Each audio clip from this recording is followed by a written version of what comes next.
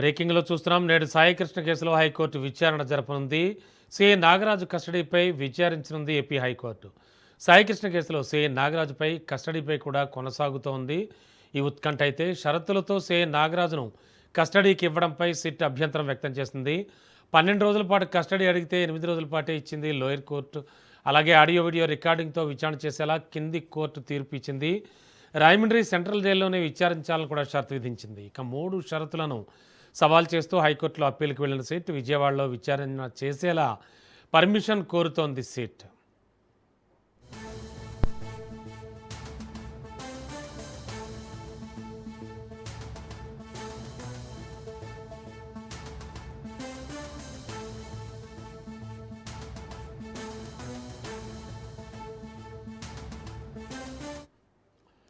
నేడు సాయికృష్ణ కేసులో హైకోర్టు విచారణ జరపనుంది. మరింత అదనపు సమాచారం అందించడానికి మా కరెస్పాండెంట్ రమేష్ సిద్ధంగా ఉన్నారు. రమేష్, సాయికృష్ణ కేసు అప్డేట్స్ ఏంటి?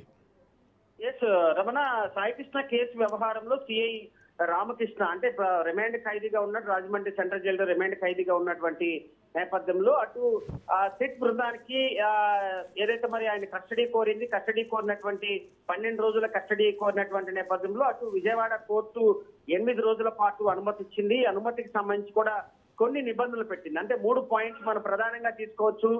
ఏదైతే మరి సిఐ నాగరాజుని అదుపులో తీసుకొని కస్టడీ చేసేటటువంటి సమయంలో సంబంధించినటువంటి న్యాయవాది అదేవిధంగా ఆడియో వీడియోకి సంబంధించినటువంటి రికార్డ్ చేయాలని కొంత ఈ కస్టడీ పిటిషన్ లో చాలా కీలకంగా ఇచ్చింది. అయితే దీనికి సంబంధించి కూడా అటు సిట్ బృందం ఇప్పటి వరకు వచ్చినటువంటి సాయికృష్ణ కేసుకు సంబంధించినటువంటి అనేక ఆధారాలు తీసుకున్నారు. సిఐ నాగరాజే లాకప్ డెత్ జరిగిందని సిట్ బృందం భావించినటువంటి నేపథ్యంలో దీనికి సంబంధించి ఏదైతే న్యాయమూర్తి ఇచ్చినటువంటి నిబంధనలు కొంత సడలింపు చేసి హైకోర్టుని ఆశ్రయించారు. దీనికి సంబంధించి కూడా నిబంధనలు తీసివేయాలంటూ హైకోర్టుకి ఇచ్చింది. హైకోర్టు పిటిషన్ దాఖలు చేశారు. ఈ రోజు అది బెంచ్ మీదకి వచ్చేటువంటి అవకాశం, దానిపైన విచారణ జరిగేటువంటి అవకాశం. సిట్ బృందం ఖచ్చితంగా నాగరాజే లాకప్ డెత్ జరిగిందని భావిస్తుంది. 19 పేజీల రిమాండ్ రిపోర్ట్ లో కూడా ఇదే అంశాన్ని స్పష్టం చేసినటువంటి నేపథ్యంలో అదేవిధంగా సిఏ హెడ్ కానిస్టేబుల్ గా ఉన్నటువంటి నాని అశోక్ అదేవిధంగా తన స్నేహితుడు సురేష్ ఇచ్చినటువంటి వాంగ్మూలానికి సంబంధించి కూడా ప్రధానంగా సిఐ నాగరాజు ఈ కేసులో ప్రధాన ముద్దాయిగా ఉన్నటువంటి నేపథ్యంలో వీటికి సంబంధించి కూడా అనేక విషయాలు రాబట్టాల్సి ఉన్నటువంటి నేపథ్యంలో కూడా అటు పూర్తి స్థాయిలో సిఐ నాగరాజుని పూర్తి స్థాయిలో వారి ఒక కస్టడీకి ఇచ్చి నిబంధనలు లేకుండా ఇవ్వాలని సిట్ భావిస్తుంది. దీనిపైన హైకోర్టు ఎలాంటి సూచనలు చేస్తూ చూడాల్సినటువంటి పరిస్థితి. ఇదే సమయంలో CI Nagaraju Rajahmundry central jail నుంచి న్యాయమూర్తికి లేఖ రాశారు.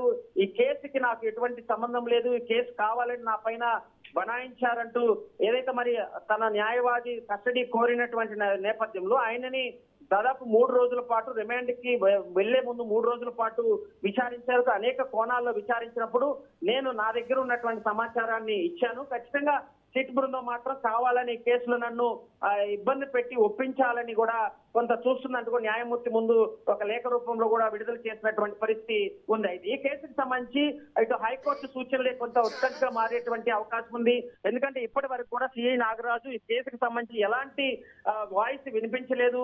సిట్ బృందం అనేక క్వశ్చన్లు వేసినప్పటికీ కూడా ఏమాత్రం కూడా ఆయన నోరు మెదపనటువంటి నేపథ్యంలో కూడా ఈ కేసుకు సంబంధించి సిట్ బృందం ఏ విధంగా ముందుకెళ్తుంది, ఇప్పటి వరకు కూడా మూడు అంశాలు మిస్సింగ్ వ్యవహారం కానీ అదేవిధంగా లాకప్ డెత్ వ్యవహారం కానీ అటు ఆయన సంబంధించినటువంటి సాయికృష్ణకి సంబంధించినటువంటి బాడీ అవయవాలు ధ్వంసం చేసినటువంటి అంశాలు, ఈ 3 అంశాలే సిట్ ముందు చాలా ఛాలెంజ్ గా మారినటువంటి నేపథ్యంలో హైకోర్టు సూచనల మేరకు కూడా ముందుకెళ్లేటువంటి అవకాశం ఉంది.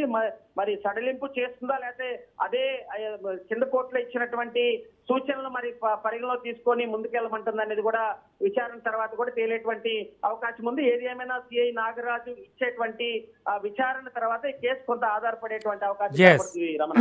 Okay, thank you Ramesh.